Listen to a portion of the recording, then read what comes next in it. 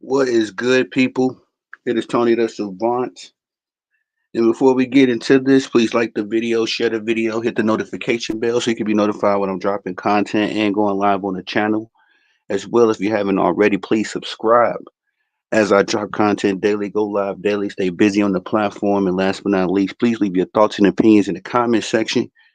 I'm always intrigued to hear what you all have to say about these topics. And ladies and gentlemen, college football is back. Now, I know I ain't really covered a lot of pre stuff about football. And if you've been rocking with me, man, you know I've said this before. Nothing annoys me more than college football, or excuse me, football preseason period, because football is that very unique sport. It doesn't matter what you have on paper. You actually got to go play the games out. Unlike basketball or baseball, even hockey to a degree, you could build a super team in football and it can amount to a hill of beans. Football is very high impact, very high injury sport. So you got to actually play the games out to see who's the best of the best. And I don't know if there was any better example of that than this particular game. Although caveat, Florida State has sent a lot of talent to the NFL coming off their epic season last year. I believe they lost Jordan Travis. If not, if he's still injured, I'm not sure. But I know they lost at least five guys to the NFL. So they were coming into this team with a brand new squad, essentially a new quarterback, new system. And so, I want to give them a caveat, but they were still the number 10 ranked team. Got a couple guys from Alabama. The guy I was watching for in this game is Haynes King, a gentleman that I watched grow up in East Texas. Played his high school football at a high school that I lived near when I lived in Texas. And this guy, man, has really. I've seen Haynes King since he was a little kid. He used to come up to the Longview football field with his dad, who was the coach. And we all kind of just little. He was the little brother of the Longview Lobos for the longest. Eventually, I think his freshman year he did play wide receiver, but his sophomore year he took over the reins as the Longview Lobos quarterback, and the kid has been special ever since then at the position of quarterback. He also led the 2018 Longview Lobos undefeated championship season, one of the more historic seasons in East Texas football. So Haynes King is a very well known name in the community that I lived in for a long time. So when he went off to Texas A&M, I was very invested in him and Coach Fisher, and things didn't work out there.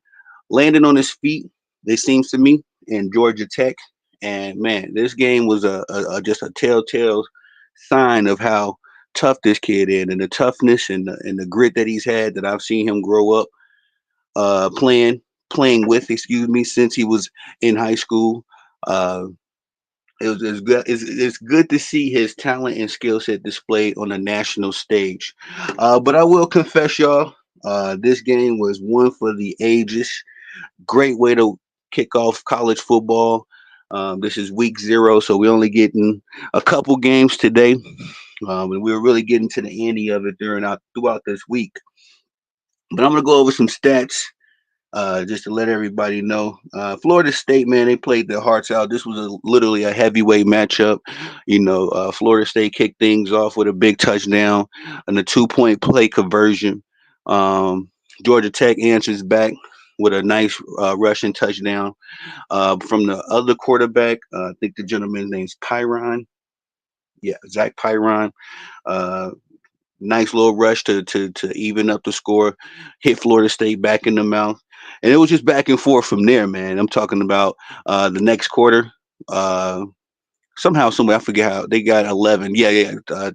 Florida State ended up kicking a field goal, two field goals in the second quarter, and then Georgia Tech was able to get another rushing touchdown, I believe, from Jamal Haynes, who was just shining. He was playing very terrific. I really latched on to Jamal Haynes last season, as I was very impressed with his skill set. That was the first time of me really getting to watch him since Haynes King had transferred over there in the portal. And so I became a very big Jamal Haynes. Excuse me, I was going to say it's Haynes King and Jamal Haynes. It's crazy. I can't tell y'all how many times I've said Jamal Haynes King when I've covered Georgia Tech. But Jamal Haynes is a very fantastic quarterback. I mean, excuse me, running back, and he showed his skill set off today with 2 rushing touchdowns. But again, this was just a heavyweight matchup back and forth. There was no real, moment in this game where you bet you can say safely that one team had the leverage over the other as the momentum continued to shift from one squad to the other. But let's go over the Florida State stats real quick. Now I don't know how to say this young man's last name. I heard him call out his name a few times during the game, and I don't like butchering names. I've gained a reputation for butchering unique names, so I'm just gonna call him DJU, the new quarterback of the Florida State team, Florida State University football. He went 19 of 27 for 193 yards. He also contributed with 6 rushes for 7 yards. So tried to add a little touch there on the rushing. But this kid he looks pretty good, man. I'm not gonna lie. Still like a raw talent. Still looks like he's getting to know the programs. That's why I had to give a caveat. Although Florida State was ranked number 10. Um, they are dealing with a fresh new team, fresh new program, the whole nine. So it may take some time, may take a couple games for them to get things adjusted and settled in. To be frank, they still got a lot of big games going on in the ACC. They could easily still, find themselves in playoff contention. This one loss, I don't think, is really going to hurt them that much if they find their stride from this point on. Because this young man did pretty well at quarterback, and he really impressed me in the fourth quarter with 2 fourth down conversions. I'm talking about 4th and 7 on one, and then 4th and 8 on the very next fourth down conversion in the same drive. Florida State was able to string together a few nice long drives and then ended off with a score, whether it was a touchdown or a field goal. But he looked fantastic. No touchdowns, no interceptions for him. As it was just that kind of game. This was an old school football kind of game. I believe all the touchdown scores came off rushing in this game. Um, and here was this gentleman, their running back, Roydell Williams. Uh, he had 12 carries for 38 yards. He had a score. Another gentleman, Lawrence Toafili, I'm gonna say his name is 8 rushes for 32 yards. He also scored on the ball. Again, DJU added 6 carries for 7 yards. Nothing real to see on the defense. They were very suffocating on some drives. But again, this was one of those games where they got to stop. But Georgia Tech, especially on that run game, just rushing it, just pounding the ground and pound. This kind of old school kind of game. So anytime Florida State's defense tried to get or had a little momentum, uh, Georgia Tech was able to answer. Uh, that's pretty much all of significance. The wide receiver, I know this gentleman, who is Malik Benson, came over from Alabama. Came over from Alabama, I believe. He had 4 carries for 39 yards. I mean, excuse me, 4 catches for 39 yards, and Jakeem Douglas added 4 catches for 55 yards. But that's about it. No, for Florida State, again, they put up a good game. They easily could have won this game, but Georgia Tech, the grit and leadership of Haynes King, and also shout out to Brent Key. I was very on the fence with Brent Key. I like those kind of coaches, that really uh, bat for their players. They really have that, that presence. Just don't give you the excuse me, the PC answers.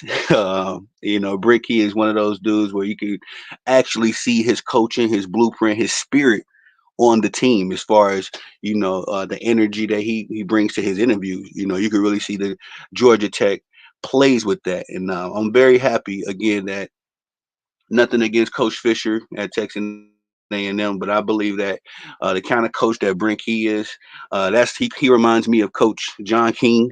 Except Coach King at Longview, he's a little bit more laid back with it, old school Bill Belichick type. but he's still one of those fiery coaches. Gets onto his guys, holds everybody accountable, and I feel like Brent Key is that same kind of guy, and that's why Haynes is really performing a lot better under him. Now, last year Haynes King was the new programs like DJU is right now, so it took him a little bit to find his way, but Georgia Tech was able to end last season off very with some momentum. Haynes was starting to was beginning to find his stride, and they picked up right where they left off this season. Oh my goodness. I'm sorry, y'all. Freaking my laptop died. Let me pull it up real quick on my phone. But Haynes King did not he didn't score. I mean, he didn't have any passing touchdowns. Um, as far as I can remember off the top of my head, didn't have any passing touchdowns this particular game, but was a very crucial dual threat on a lot of key positions. Um, it was rushing a lot, using his legs. Where the heck is my charger, man? Rushing a lot on some key touchdowns. I mean, on some key downs. Was able to use his arm on a couple downs. I know one play at the fourth quarter, after they had fumbled the ball. It was a miscommunication on the snap. I'm so sorry, y'all. This damn phone, bro, just died on me midstream. That's my fault. I got to start charging my devices a little bit more. But anyway, he was able to make a key throw after miscommunication on the snap in the fourth quarter. And it was that exact play, that I was saying that, all right, Haynes, we really got to show what we got on that play, because it was okay, here we go. Just making sure it's charging. I'm sorry, y'all. It was a very key play in the game. Um, Georgia Tech was able to score and take the lead 21-14, but Florida State came right back again, hit them in the mouth with their own score. And then, the game was on the line. Georgia Tech had about 5 minutes at that point. So it was beautiful to see that they could wind the clock down and end up getting the game winning field goal. But it was all on Haynes, man. A few times last season, Haynes would make costly mistakes during that point in the game. But so I'm glad to see he didn't do so in this game. And again, Jamal Haynes was the player of the game. I know they gave the quote unquote, I don't know what kind of award, a little trophy, MVP trophy they gave to Haynes King. But rightfully so, that should have went to Jamal Haynes. As Jamal Haynes was just making those key plays, making some extra rush. I mean, I guess you could say them. It could have been a co-MVP, man, because Haynes King was making just as many key plays. Again, no scores for him, but I don't think you could take anything away from the Russian defense for Georgia Tech. Looks for real. It looks for real. I don't know if they can maintain that. I don't know if it's just because Florida State's was getting acclimated to this new program. This was their first real game in the system, but very impressive rushing attack from the from the Georgia Tech lineman.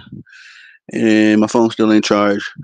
Well, that's really all I got to say about this game, y'all. It was a perfect way to open up college football season. Me personally, I probably wouldn't have said nothing if it was just a lackluster game. Probably would have just reviewed this game later on this evening after the sum of all the other games. But nah, this was a this was a perfect way to open up 2024-2025 football, as we will be getting the 12 team playoff this year. The first year we'll be introducing that format.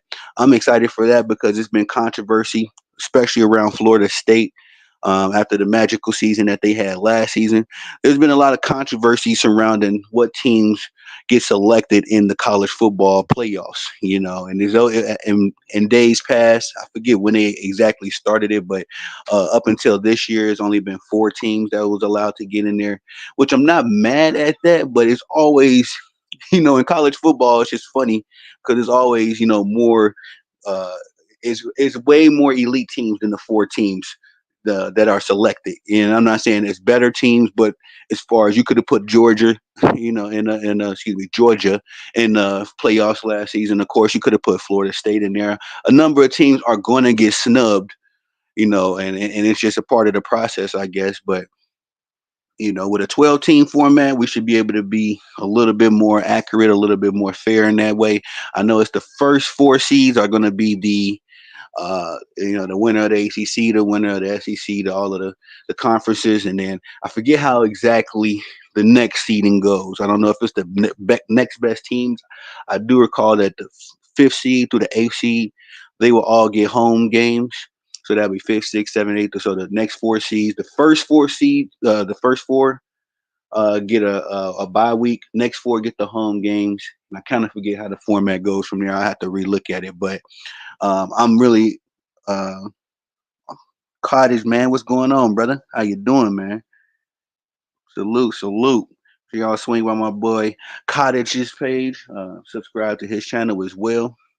How'd you think about this game, man? It was a great game. Yeah, man. I think this was the perfect way, and they had the game over in Ireland as well. So college football is really spreading and introducing new audiences to the game. I love that as well. So that's pretty cool. But this game itself, man, it was very much so rewatchable. I don't know if they're gonna replay it later on this evening, but I'll see if I can catch it because it was just one of those old school. I love the old school football games. I know a lot of people say that Russian and all that stuff ain't that entertaining. I love that because when I play Madden or if I'm playing college football, I'm getting me a Russian team. You know what I mean? I need at least one or two good running backs. We'll make it do what it do with the quarterbacks. But this was a very much so old school game. Um, Again, I loved it. A perfect way to introduce. But I'm gonna get out of here because I got a couple more things. We're gonna get ready for the rest of the games today.